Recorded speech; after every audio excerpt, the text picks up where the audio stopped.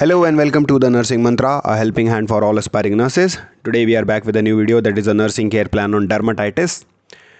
So आज हम जानेंगे कि हम एज अ नर्स क्या क्या केयर प्रोवाइड करेंगे to a dermatitis patient.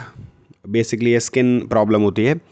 So before starting the video I would like to request you all, अगर वीडियोस अच्छी लगती हो, हेल्पफुल लगती हो, तो प्लीज़ चैनल को सब्सक्राइब करो, वीडियोज़ को लाइक करो और अपने फ्रेंड्स के साथ शेयर ज़रूर करना. ठीक है, तो सबसे पहले जान लेते हैं कि डर्माटाइटिस क्या होता है. See, dermatitis is a general term for inflammation of the skin characterized by redness, swelling, itching, or sometimes blistering or oozing.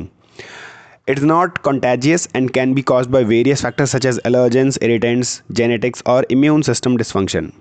So dermatitis क्या है? dermatitis skin का inflammation है जिसमें क्या क्या देखने को मिलता है?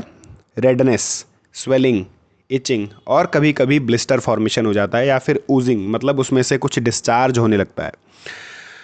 ये contagious नहीं है और ये अलग अलग फैक्टर्स की वजह से हो सकता है, जैसे कि एलर्जेंस की वजह से, इरिटेंट्स की वजह से, या फिर कोई जेनेटिक डिसऑर्डर हो उसकी वजह से, या फिर इम्यून सिस्टम का कोई डिसफंक्शन हो. ठीक है, अब हम देख लेते हैं इसके सिम्टम्स. सिम्टम्स में क्या आता है? देखो, इचिंग, रेडनेस, ड्राई और स्केली पैचेस, स्वेलिंग और क्रस्टिंग और ऊजिंग, ये सब आपको देखने को मिलेगा इसके सिम्टम्स में. ठीक है, तो ये सिंपल होता है डर्माटाइटिस. मैंने आपको थोड़ा सा बता दिया डर्माटाइटिस क्या होता है. अब हम जान लेते हैं कि केयर क्या प्रोवाइड करेंगे. सबसे पहले पेशेंट्स आइडेंटिफिकेशन डेटा, फिर सोशियो इकोनॉमिक स्टेटस, फिर उसके बाद हिस्ट्री कलेक्शन में फैमिली चार्ट, उसके बाद फैमिली ट्री, और फिर हम आ जाते हैं हिस्ट्री ऑफ इलनेस पे. अब हिस्ट्री ऑफ इलनेस में हम वही past medical history, past surgical history, present medical history और प्रेजेंट सर्जिकल हिस्ट्री देखते हैं.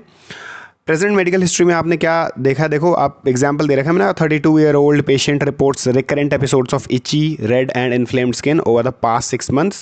Symptoms worsen with exposure to detergent and during stress. The patient has been using over-the-counter creams with partial relief and has no prior history of chronic skin condition. तो आप ऐसे मैंने example बताया आपको, आप इस तरीके से अपना प्रेजेंट मेडिकल हिस्ट्री को लिख सकते हो. इसके बाद हम चीफ कंप्लेंट्स पे आ जाते हैं. चीफ कंप्लेंट्स में हमने क्या देखा? Complaints of persistent skin itching for past 6 months. पिछले 6 महीने से खुजली हो रही है स्किन में. ठीक है, फिर उसके बाद reports redness and inflammation of the skin specially after contact with detergent याद ही मतलब कपड़े धोते समय जब डिटर्जेंट से कॉन्टैक्ट होता है स्किन का, तब जो है इन्फ्लेमेशन देखने को मिल रहा है, और ये पिछले 4 महीने से ऐसा हो रहा है. Noticed intermittent skin flaking and dryness over past 2 months. और पिछले 2 महीने से स्किन फ्लेक्स बन रहे हैं और स्किन बहुत ड्राई हो रही है, ऐसा देखने को मिला है. तो ये हो जाएंगे आपकी चीफ कंप्लेंट्स. इसके बाद हम आएंगे फिजिकल एग्जामिनेशन में. फिजिकल एग्जामिनेशन मैंने पूरा जो ये बनाया फिजिकल एग्जामिनेशन, वो एक डर्माटाइटिस पेशेंट को ध्यान में रखते हुए बनाया. तो जो भी चेंजेस इसमें दिखाए गए हैं आप ध्यान रखना, वो डर्माटाइटिस पेशेंट के ही है. ठीक है, general appearance, mental status, posture, उसके बाद आ जाए स्किन कंडीशन. स्किन कंडीशन इसमें मोस्ट इंपॉर्टेंट है, क्योंकि भाई कंडीशन जो है, जो हम डिसीज़ जिसके लिए केयर दे रहे हैं, वही स्किन की प्रॉब्लम है. तो सबसे पहले देखो, कलर है माइल्ड एरिदेमा इन अफेक्टेड एरियाज, आर्म्स और नेक पे. ठीक है, इसके बाद टेक्सचर में क्या है? Dry and rough over lesions. इसके बाद temperature warm to touch over inflamed area. Lesions में क्या है? Red itchy patches with scaling and occasional excoriation. ठीक है, ये सब आप स्किन कंडीशन में आपने देखा. अब आ जाते हैं हम हेड एंड स्काल्प पे. हेड एंड स्काल्प में स्काल्प और फेस चेक करोगे. उसके बाद आ जाते हैं आइज़ पे. आइज़ के बाद आएंगे ईयर्स, नोज़ और माउथ एंड फेरिंग्स पे. इसमें भी आप लिप्स वगैरह को ध्यान से देखना एक बार.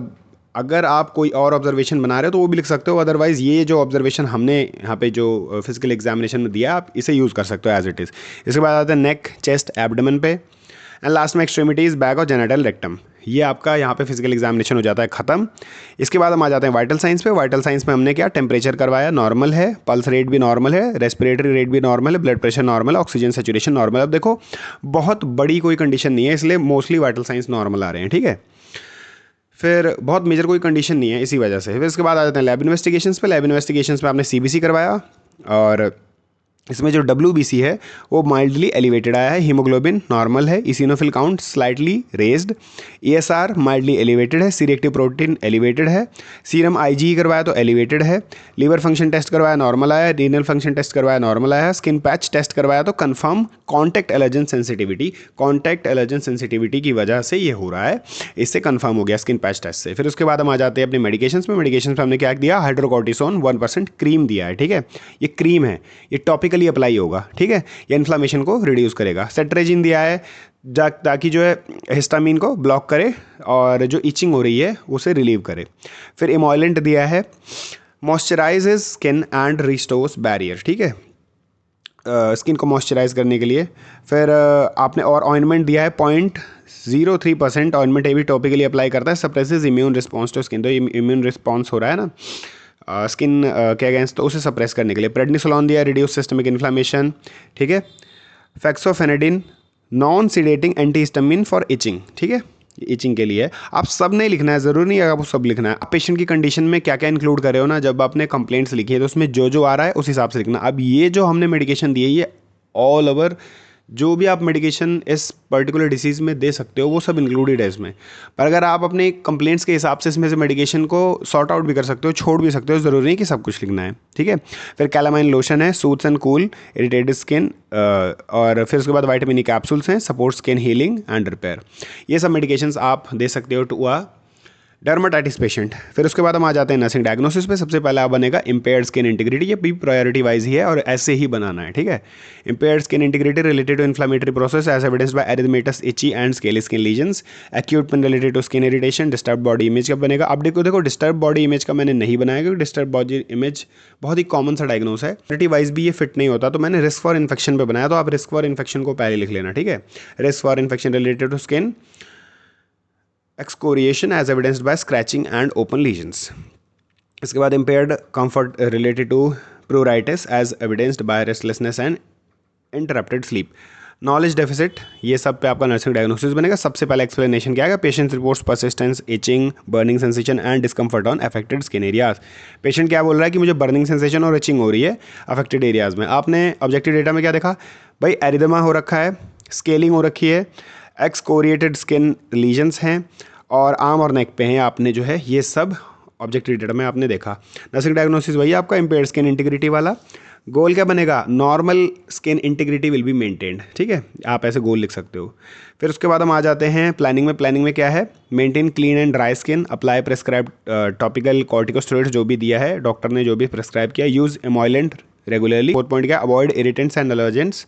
5th में क्या है, educate patient about skin care and hygiene, monitor for signs of infections, promote adequate hydration and provide a comfortable environment to reduce scratching। तो ये सब आपका प्लानिंग हो जाएगा, इसी पे बेस्ड आपका इंटरवेंशन होगा। देखो इंटरवेंशन ऐसे लिखना, maintained clean and dry skin, ठीक है, applied prescribed topical corticosteroid as directed.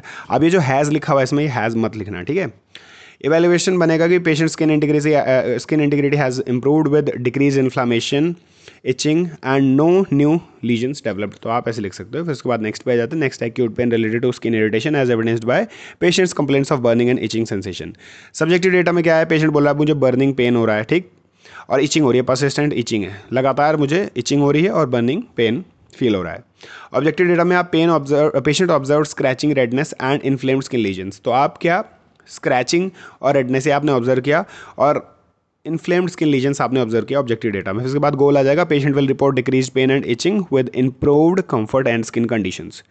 इसके बाद प्लानिंग में क्या आएगा, assess pain level regularly using pain scale, administer prescribed analgesics and antipruritics, apply cold compresses to affected areas, encourage use of moisturizing lotions, educate patient on avoiding scratching, maintain skin hygiene, provide distraction techniques to reduce perception of pain, monitor for adverse reactions to medications. ये सब आपके planning बनेगी, इसी पे based intervention, और last में evaluation भी इसी पे बेस्ड बनेगा। इसमें भी हैज़ मत यूज़ करना इंटरवेंशन में।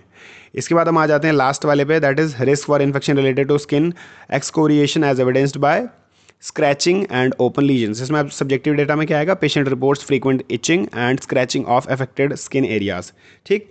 ऑब्जेक्टिव डेटा में presence of excoriated open lesions and redness but no signs of infection yet, अभी तक इन्फेक्शन नहीं हुआ पर रिस्क है इन्फेक्शन का, ठीक है। इसके बाद आपका गोल क्या बनेगा, patient will remain free from infection with intact skin and no signs of infection, ये आपका गोल बन जाएगा। प्लानिंग में क्या है, maintain skin cleanliness and dryness, apply prescribed topical antibiotics if ordered.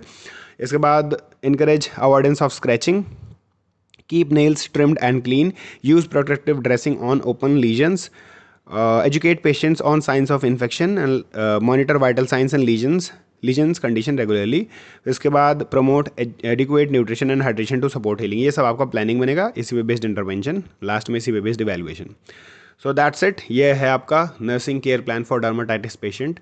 अब हमारा लास्ट में बचता है हेल्थ एजुकेशन। तो आप ये देखो, मैंने हेडिंग वाइज दिया, आप स्किन केयर इंपॉर्टेंट है, स्क्रैचिंग को अवॉइड करना है आपको, पेशेंट को एजुकेट करना है कि स्क्रैचिंग नहीं करना है, नेल हाइजीन मेंटेन रखना है, वुंड केयर ज़रूरी है, साइंस ऑफ इन्फेक्शन पेशेंट को बताना है ये इन्फेक्शन के साइन है, अगर ये एकदम से अगर आपको देखने को मिलता है तो एकदम से रिपोर्ट आपको करना है, डॉक्टर को बताना है। न्यूट्रिशन और हाइड्रेशन अच्छे से मेंटेन करना है, पर्सनल हाइजीन मेंटेन करके रखना है, और लास्ट में फॉलोअप केयर को मेंटेन करना है। So that's it, that's all for a dermatitis patient, कि आप क्या क्या क्या प्रोवाइड करोगे टू अ डर्माटाइटिस पेशेंट। और अगर आपको वीडियो अच्छी लगी हो प्लीज़ लाइक शेयर और हमारे ओके। अगर कुछ समझ में ना आया तो कमेंट सेक्शन में कमेंट करो and I will reply as soon as possible. And for more such videos stay tuned.